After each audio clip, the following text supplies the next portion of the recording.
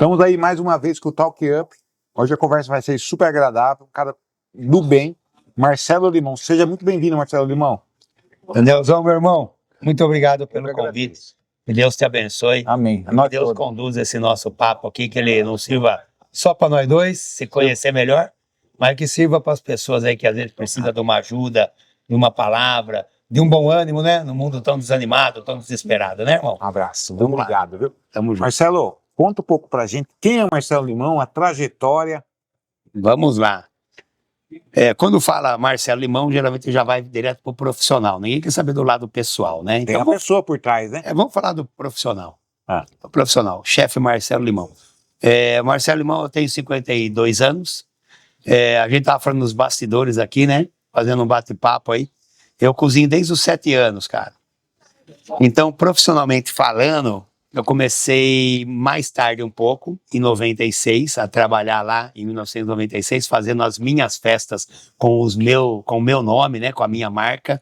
Ela começou em 96, mas antes disso tem toda uma estrutura de base, né? E eu comecei, ó, você vai se surpreender aqui se eu não te contei nos bastidores. Eu nasci, fui criado na Vila Hortolândia, na cidade de Jundiaí, mas principalmente mais ali na favela da Vila Hortolândia. Então eu cresci ali. A gente é uma família muito, mas muito pobre. Assim, da parte da minha mãe, né? Minha mãe separou muito cedo do meu pai.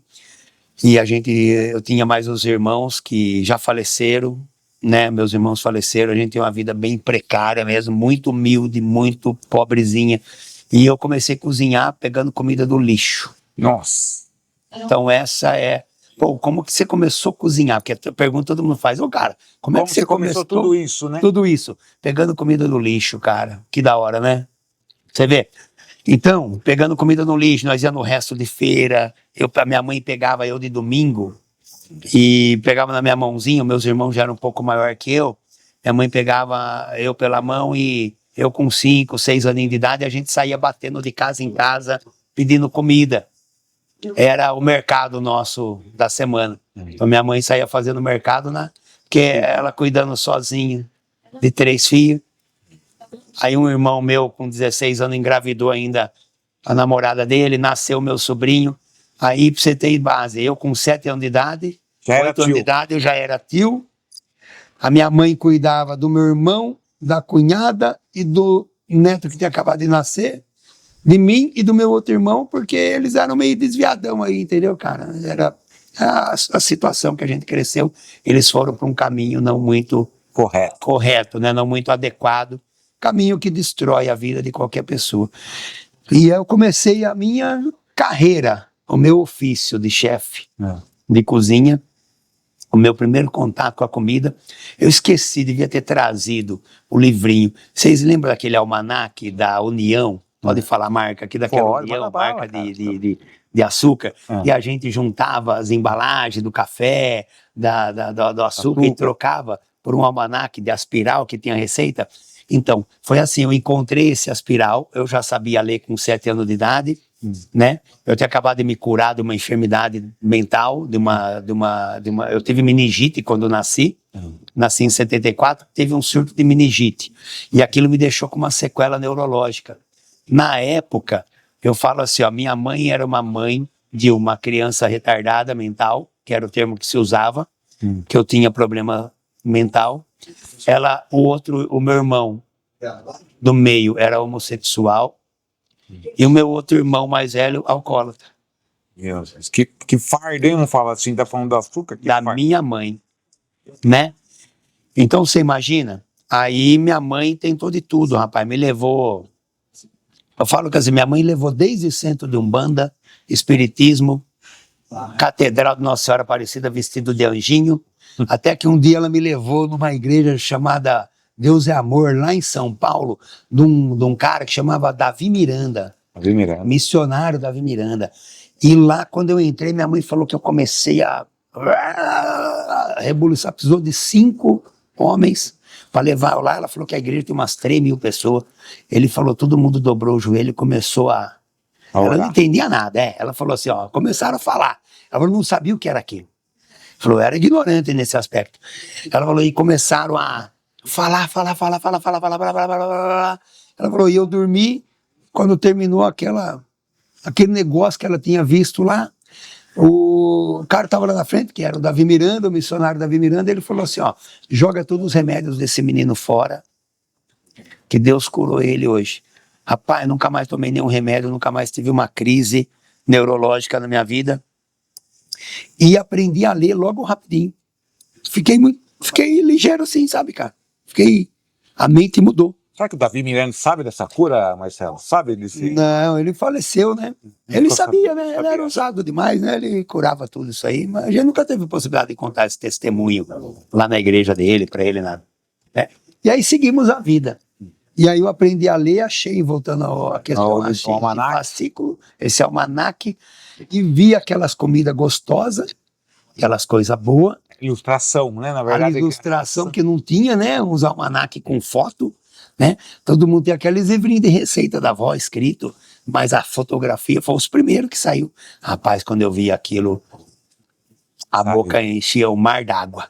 Aí eu saía pedindo os ingredientes pra turma na rua, procurando nos lixos de restaurante, ia na feira de domingo, na feira de quarta-feira da Vila Hortolândia da Praça ali, ia lá ver se achava uns restos de comida que dava para fazer aquelas receitas. Legal, né? Bacana. E aí comecei a cozinhar nisso. Aí, continuando a história, minha mãe com muita dificuldade, muita dificuldade, aquele lugar que a gente morava, muita bandidagem na época, até hoje, né, mas muita bandidagem na época. Minha mãe viu os meus dois irmãos ali meio que, infelizmente, indo para caminhos não muito bons. Eu com uma criança de 7 anos ali, minha mãe viu que eu já estava saindo e pedindo comida na rua, fazendo essas coisas, indo olhar carro na rua. Qual que era o futuro, né? Você ficou preocupada. Exato. Aí minha mãe me colocou num local, era um colégio interno na época, chamava Cidade dos Meninos. Cidade dos Meninos. E lá, hoje ele é forte nessa... Ele é forte, mas não é interno mais, né? E na época era um colégio salesiano interno, e ela me colocou lá, me internou lá, e eu ficava lá de segunda até sábado, só voltava de domingo embora para casa, ficava no domingo, na segunda-feira de manhã, eu fiquei lá por 4 anos. Eu falo que aquilo foi uma redenção de Deus na minha vida, porque ali eu aprendi a estudar, a trabalhar, tinha esporte, tinha tudo, era da Dona Antonieta Sintra Gordinho, né? Era a Fundação Antônia Antonieta Sintra Gordinho, que até hoje é um espetáculo que essa mulher e o marido dela deixaram de legado para a cidade de Jundiaí, irmão. Eu falo que ali passou milhares de crianças, de jovens de Jundiaí região. Eu encontro amigos, esses dias eu estava falando com um rapaz, ele falou, eu lembro do você, cara, nós estudamos na Cidade dos Meninos junto. Eu não tenho a memória muito boa para guardar a fisionomia. Eu falei, cara, eu não vou lembrar do você. Ele falou, não, nós estudamos. Pô, cara, é um empresário, rapaz, sabe? Ele falou, aquilo lá salvou minha vida. Eu falei, também salvou a minha. Foi um ato de Deus na vida da gente, né? Ele falou, foi, cara. Ele falou, eu era muito pobrezinho. Ele, com a mesma história.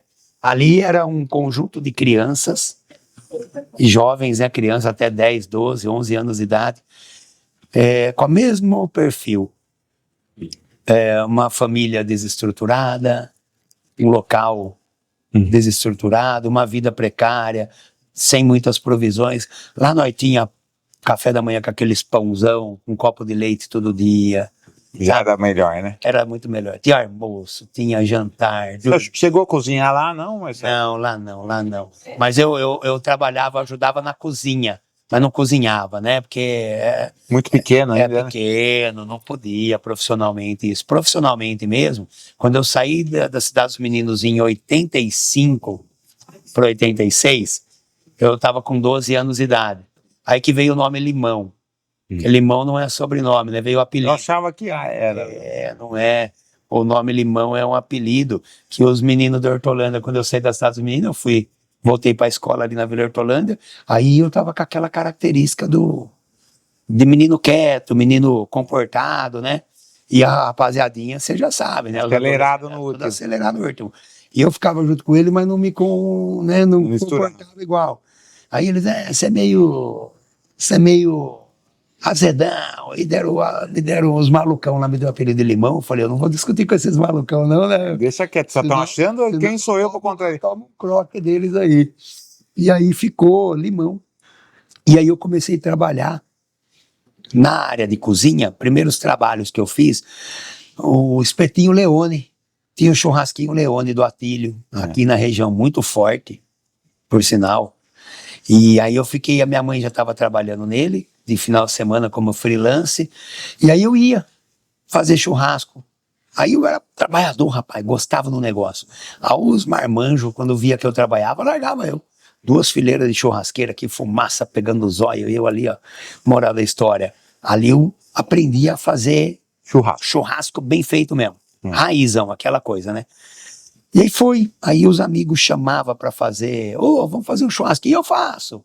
Não cobrava nada, era a molecada do futebol, a molecada da escola. A troca da amizade, né? Isso. Troca do bate-papo, da Vamos resenha. fazer um churrasquinho, um amigo que tem uma chacrinha, eu falava, deixa a carne comigo. Fazia as carnes, fazia o churrasco. E aí fui me especializando, fui aprendendo cada vez mais. Mas nunca estudei para gastronomia, Daniel. Nunca estudou? Não, irmão. Eu sei que não é.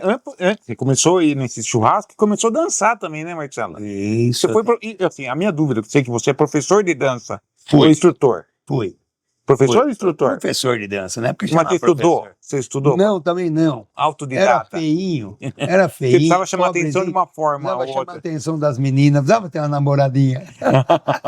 E aí, rapaz, eu aprendi a dançar com os amigos na rua, ali na Hortolândia. A gente começou a ir pros Grêmios CP, pro São João, pros bailinhos, né? E comecei a dançar e logo em seguida o country começou muito forte na região do Caxambu. Eu já taquei um chapéuzão na cabeça e comecei a aprender. O que eu não aprendi, eu inventava. E virei um professor de dança. Cara, eu dançava no programa dos amigos da Rede Globo. Foi sério. Não foi assim. Você não entrou pra brincadeira, né? Não, velho. Aí eu fazia os churrascos e dançava country. E aí, por estar no meio country, comecei a fazer uns boi no rolete. Aí que começou... Aí profissionalmente, né? Aí eu tô encurtando a história, simplificando. Um amigo falou, Limão, vamos fazer uns churrascos, que eu já fazia pra turma, né? O cara falava, eu quero fazer um churrasco, vou vender uns convites. Aí eu ia lá, fazia as carnes, ele vendia o convite e me dava um dinheirinho. Aí um amigo pegou e falou, Limão, por que você não faz o seu, cara? Todo mundo te conhece, era um cara badalado, né? Dava aula de dança. Dançarino. Isso, todo mundo conhecia, né? Aí eu nunca soube jogar bola, futebol, eu não sei nada. Você atrapalhava do que mais atrapalhava. Eu não sei jogar nem baralho, eu nunca soube. Se você me chamasse pra jogar truque, eu perdia. Se você me chamar pra jogar ping-pong... Perdia. Para o ímpar, você perdia. Para o ímpar, eu perco. Papel, tesoura, pedra, eu não. Sempre fui péssimo em todas essas coisas. Então, eu falo assim, que o churrasco, a gastronomia, a comida... Inseriu e não...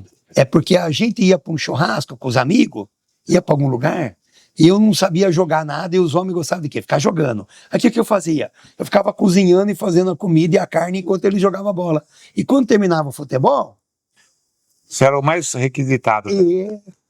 Ganhava ponto, fiquei famoso por causa disso. Por quê? Porque todo mundo terminava o joguinho de futebol e todo mundo estava com fome. E quem estava fazendo a comida?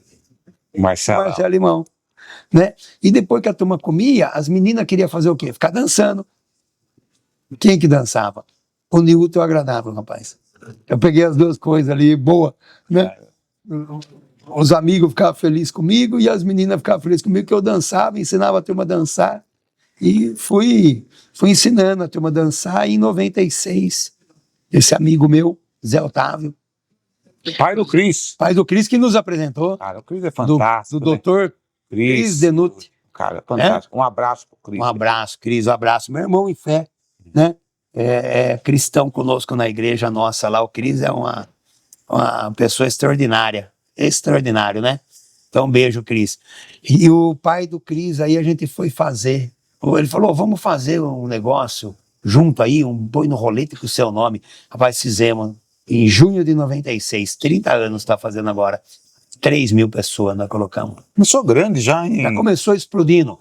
Porque a gente pegou uma parceria com um amigo meu, o Wagner Rosa, irmão do Adilson Rosa. Né? O Adilson era menino.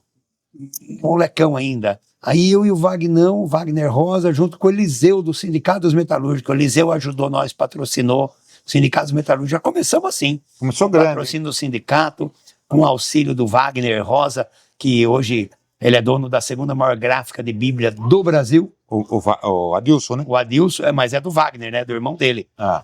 Né? O Wagner é que está por trás de toda a família. Né? E o Adilson, ele se destacou na política. Mas o Wagner que é o grande empreendedor, o grande empresário. Tem um amigo pessoal, a gente dançava, ia para os bailão. Também dançava? Essa turma. Né? E esses, era tudo amigo meu aí, aquele negócio do network, né? A gente nem sabia que não é existia esse não nome. é nem esse termo, né? Não, eram os amigos. E aí um ajuda o outro, o Vagnão me apresentou eu pro Eliseu do sindicato, era o presidente do Sindicato dos Metalúrgicos. O Eliseu, vamos fazer junto, e nós fazia. E colocava lá o embleminha do sindicato como patrocinador, da gráfica Rodrigues Rosas, do Vagnão, do Adilson Rosa, ali, e a gente colocou, e cara, fizemos a primeira festa, um espetáculo, 3.000 pessoas. De lá pra cá, a história já é mais conhecida.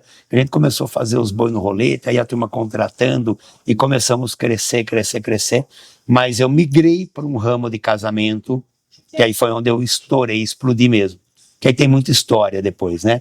As perdas, os ganhos, as derrapadas, as trajetórias erradas, os buracos que a gente se enfiou. Mas você, principalmente. assim, você é conhecido pela grandeza, né, Marcelo? Pela fartura, né? Fartura, pelo né? exagero. Mas você começou grande também, não tem como ser diferente. Já começamos exagerado, né? Caramba. Mesmo não tendo condição nenhuma, mesmo sendo pobrezinho ainda, mesmo não tendo muita possibilidade, mas eu falo que a gente sempre conseguiu fazer as coisas grandes, né? Mas não dava certo, rapaz, quebrava, não dava, não conseguia alinhar, fazia as coisas davam certo, mas não dava certo, sabe? Entendeu o que eu quis dizer? Na verdade, você falando que começou lá atrás, com patrocínio do Eliseu, do sindicato. Era para ter estourado. É para ter estourado, mas assim, teve muita dificuldade então. Muita. Conta uma pra gente. Cara, o foco meu não era as coisas corretas, né? Você tinha um desvio, você? Desvio, queria era curtir, queria era zoar, queria era aproveitar a vida. Então, acho que talvez, não tem desculpa, Daniel, mas eu falo assim, pela pouca provisão, cuidado, jovem, cuidado, pessoal. Às vezes a gente vive uma vida tão miserável que quando a gente começa a ter um galãozinho d'água, a gente vira ele inteiro na cabeça, morre afogado, sabe?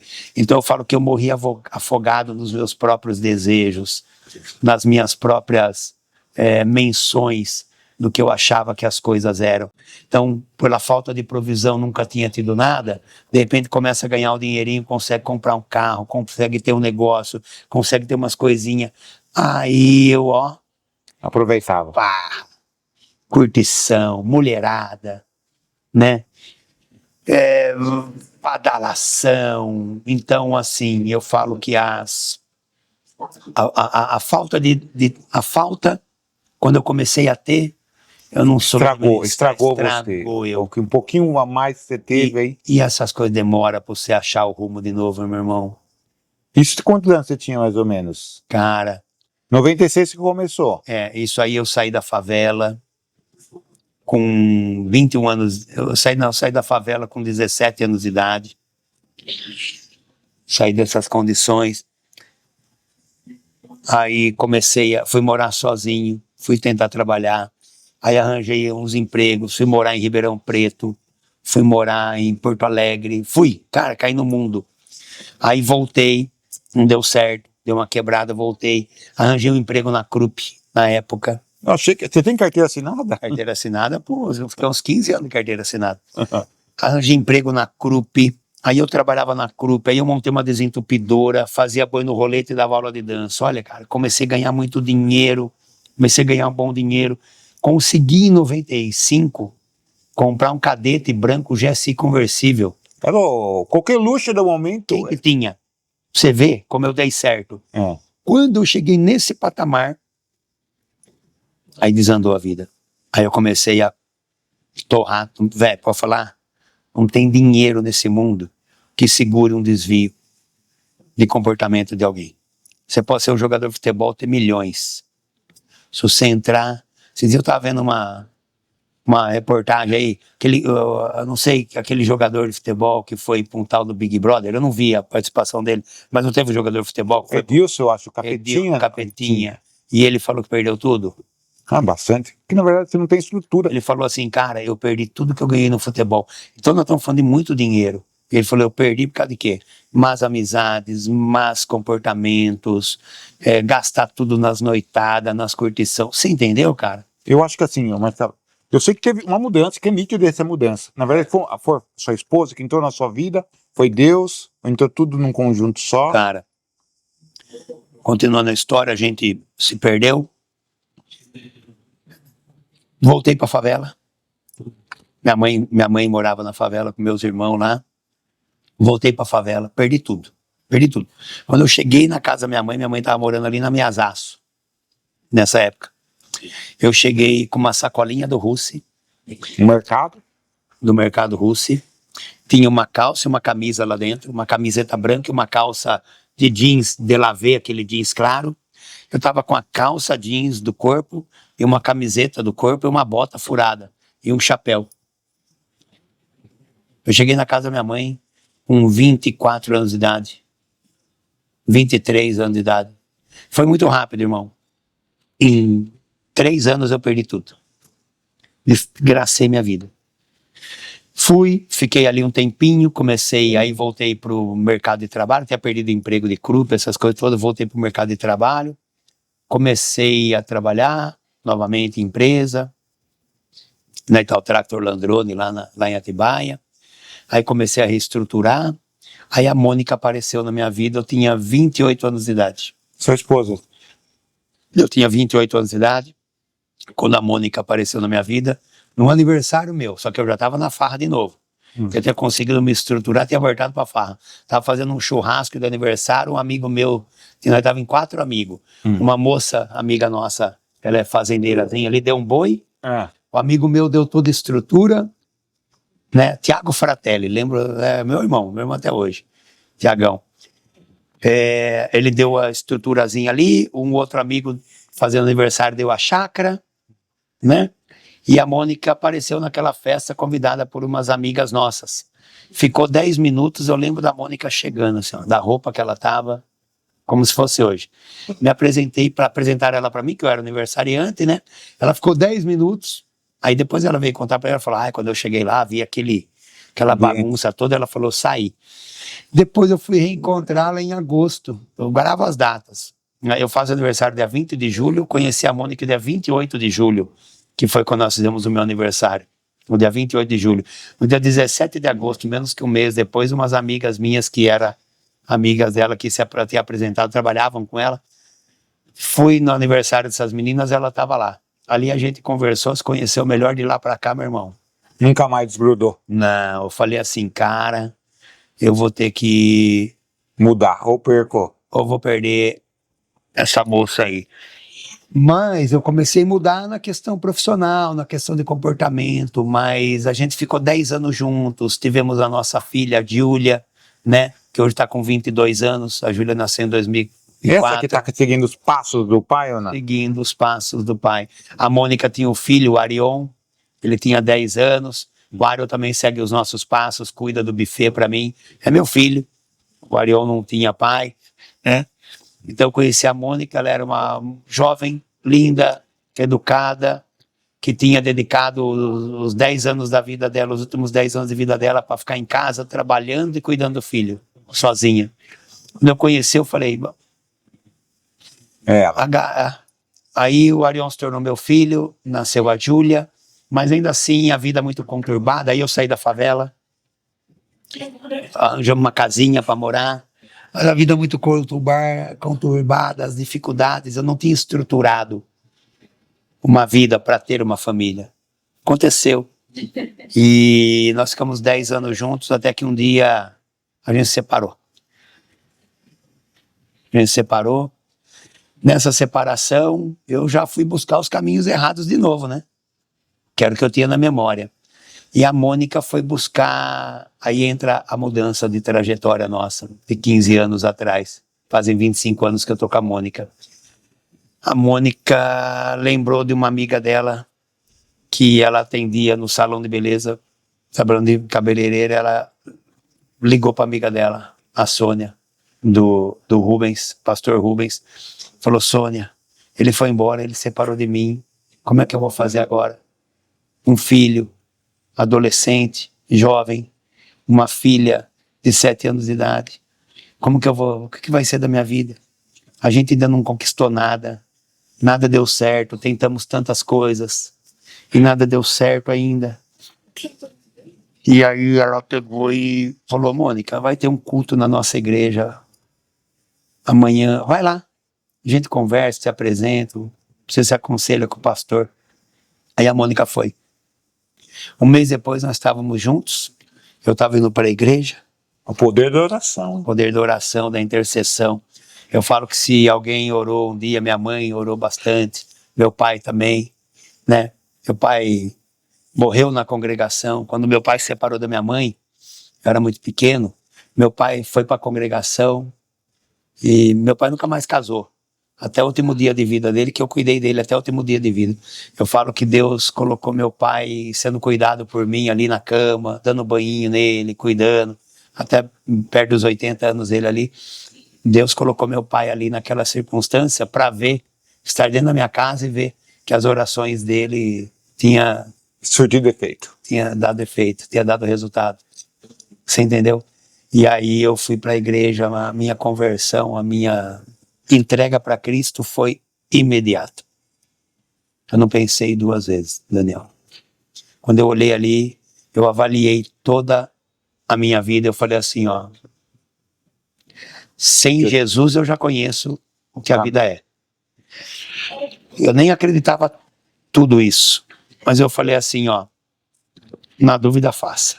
Na dúvida eu vou ficar aqui, porque sem ele eu já sei mais ou menos o resultado que vai dar. Tinha 37 anos de idade para 38 anos de idade, tinha dado certo ainda, tinha tentado, era um cara trabalhador, inteligente, fazia, mas não dava certo. Aí depois disso...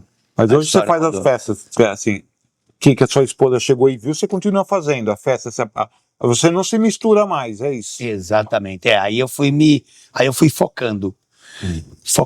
Comecei a fazer casamentos, foquei mais nos casamentos, não tão nas festas. Nos porcos, nos boi. Nos boi, nas bagunçadas.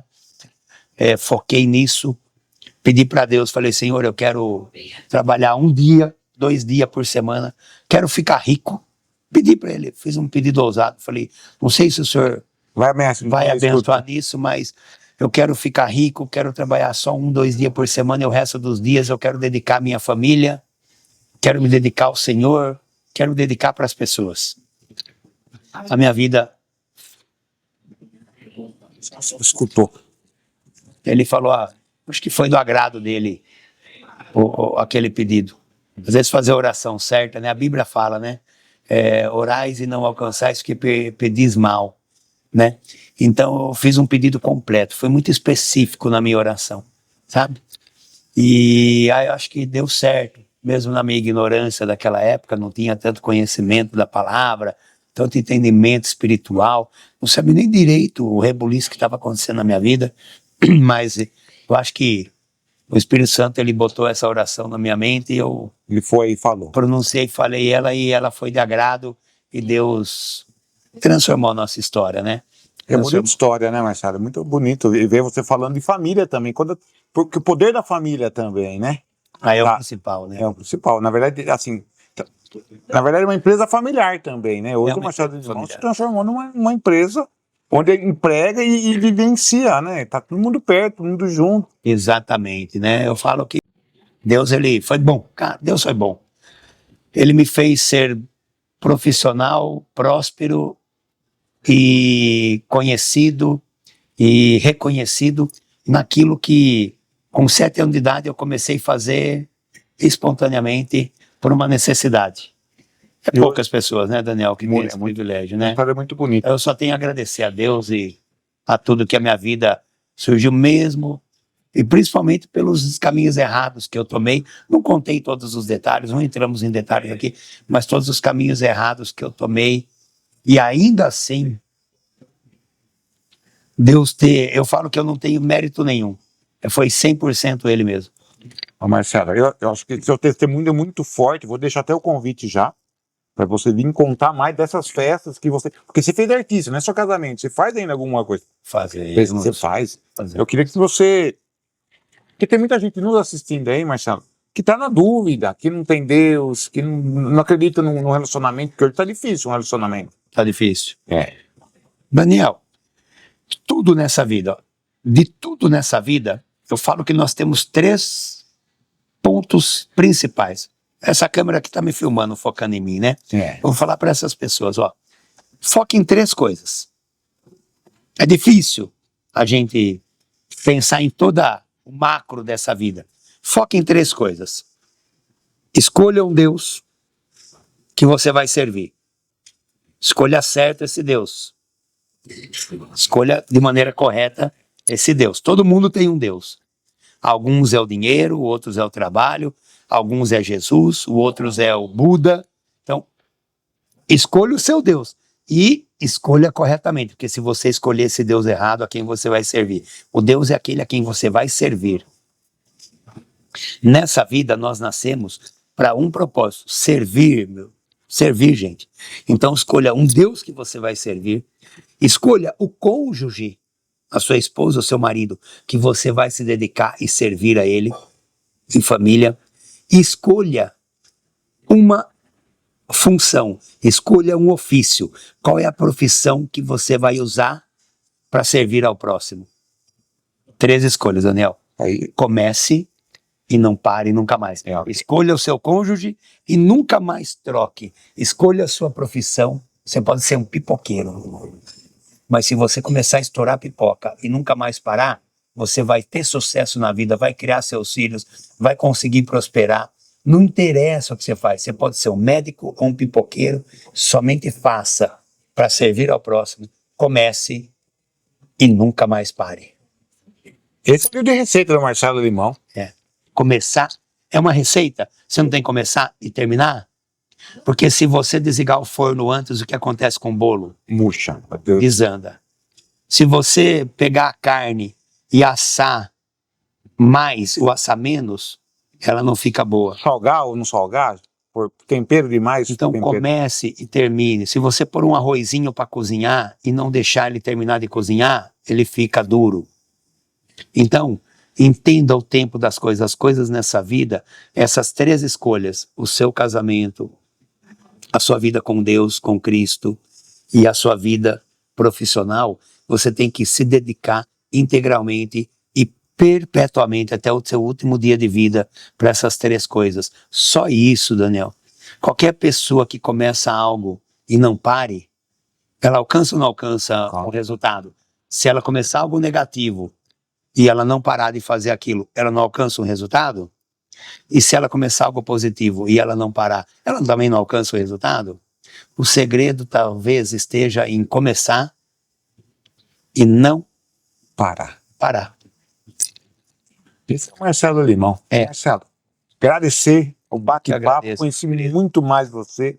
Tem coisas que eu não conhecia, eu acompanho você nas redes sociais aí, acompanho seu trabalho, admiro. Tem muita coisa. Eu vou deixar um recado aqui para você voltar e não parar. Na verdade. Tá feito, o convite tá aceito, feito e aceito. E eu vou, qualquer dia desses, chamar você para participar, gravar uma receita junto comigo lá também. Bora lá, cara. O que você gosta de comer? Eu gosto de comer mais salgado, né? Eu vejo que é só praia, né, Marcelo? Tudo, qualquer coisa, mas qual que é o prato que você mais gosta de comer? Parmegiana.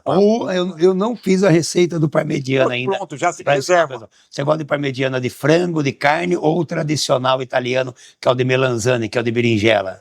Ah, não, né? É o de bom de carne. Né? Você sabe que o parmegiana não é de carne. Mais uma coisa, hein? O parmegiana original é de melanzane, que é berinjela em italiano. Então o italiano ele inventou parmegiana de berinjela. Empanava berinjela, fritava berinjela, molho queijo, esse é o verdadeiro parmegiana. Veio pro Brasil, brasileiro é da hora, né, cara? Brasileiro é um espetáculo, mano. A gente melhora, escrevendo tudo. Botamos parmegiana de carne e de frango. Os italianos ficam doidos, mas o nosso é mais gostoso, né? Pronto, tá feito o prato. Vamos Já fazer. Vou Então, fazer um parmegiano e ensinar vocês a fazer. um parmegiana bem feitinho, bem legal. Ali tá feito não já. tem segredo, mas com os detalhezinhos pode ficar melhor ainda a sua receita. Eu vou fazer para você, tá combinado. Muito obrigado, cara. Deus Agradecido. abençoe, meu Amém, querido. amém. Beijo no Obrigado. coração. Sucesso para nós. Pra nós.